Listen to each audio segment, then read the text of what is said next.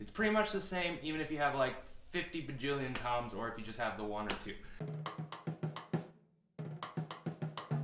Hey guys, Kyle here for another edition of Woodshed Wednesday. Thank you so much for stopping by. Today we're continuing our conversation about how to put together a drum set. I have a lot of younger students that when they first get a drum set, they're not really quite sure what to do. So the first part of the year we're going over that. Today we are talking about putting together your toms. So I have a rack tom here and a floor tom.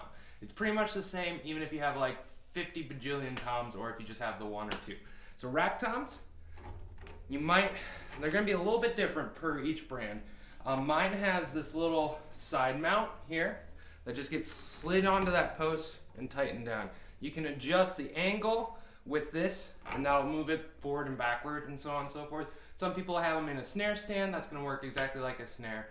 Some people have other ways of putting them together, pretty straightforward. Floor tom is even simpler. You have a drum and then you have some legs on the side.